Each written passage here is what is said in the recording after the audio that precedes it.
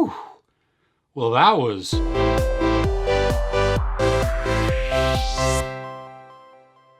In the Netflix original movie Malcolm and Marie, a director and his girlfriend's relationship is tested after they return home from his movie premiere and they await the critics' responses. From the outset, this feels like a stage play. The rapid-fire dialogue has an almost hip-hop cadence to it.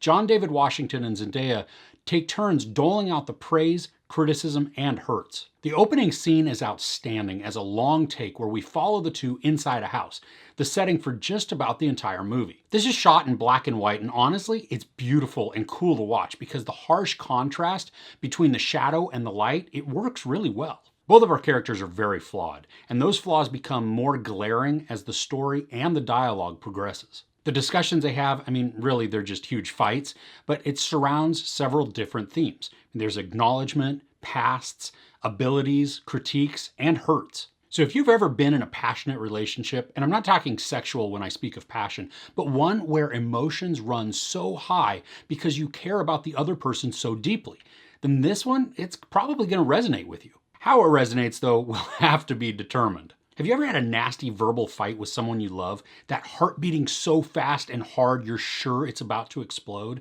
It just sits at your throat and almost gives you the shivers because of the high adrenaline emotions that are coursing through your body during the conversation?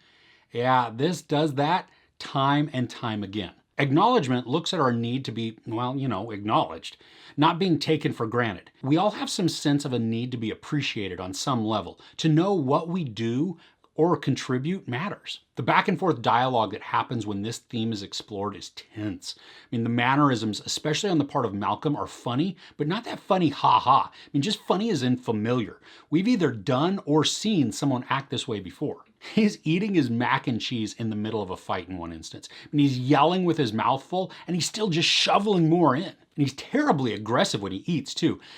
We see all of this emotion, and it's just seething from him. They discuss their pasts, which of course brings fiery emotion, and in this they eviscerate each other with their words. It becomes a very hurtful exchange. The words are being used as weapons that really pierce and wound way more than any physical weapon could. As they discuss the abilities, it gets even more harsh, if that can be even imagined. They use words to tear each other down, giving critiques of each other in a way that nobody but someone who has intimate knowledge could do. One of my favorite portions of the film comes as Malcolm receives his first review. He just launches into this tirade that leaves him breathless. And we can feel the physical and emotional exertion he puts out while he's giving all of his lines. I love the message in this portion also. He's talking about several things, but two of the points really struck me, especially with what I'm doing right now, reviewing a piece of film. Malcolm talks about a white reviewer giving critique on his film as a black male filmmaker. And I find myself guilty sometimes of trying to find a message in something when there may not be anything hidden. Nothing deeper to experience other than the art of the film itself. I've also found myself trying to find some deeper social commentary in films as well. Especially when I believe they are culturally relevant and trying to bring about an awareness or change due to the content. But sometimes just the fact that the movie exists is commentary enough. Because sometimes when I do that, I also end up reducing the art that someone has created. I'm not appreciating the entertainment that they have made. So in a way, I'm kind of diminishing their vision. Now, that's not to say that there aren't movies out there with very deep messages that are using the medium to speak on issues, because there are. But sometimes I just might overinterpret. And that's what the film was telling me. In this time on the screen, Malcolm also addresses race and gender. His points are pretty thought-provoking, but we don't have much time to ponder on them at the moment that it's going on because the story is ever evolving.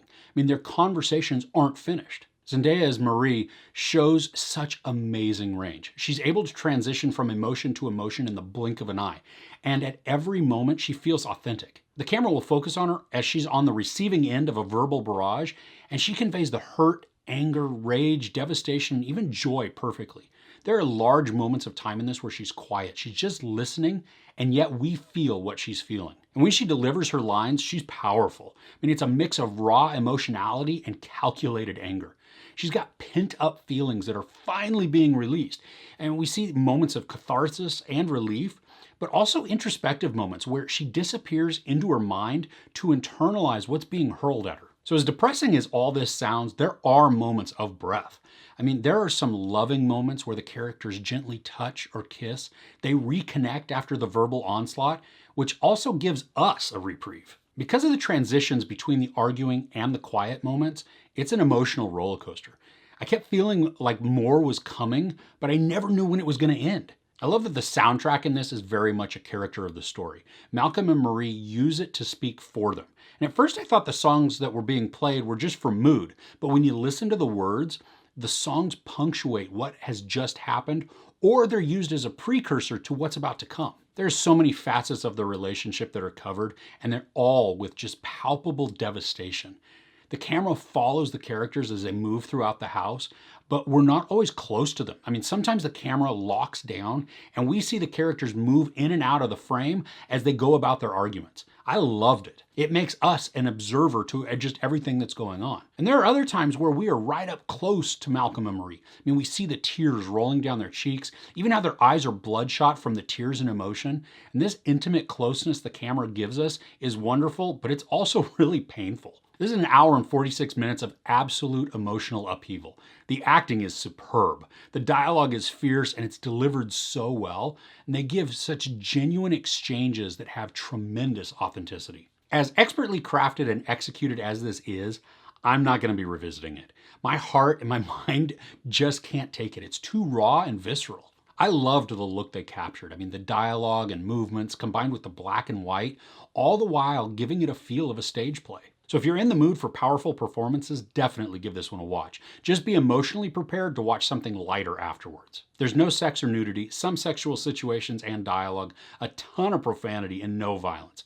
I give Malcolm and Marie 4.5 out of 5 couches.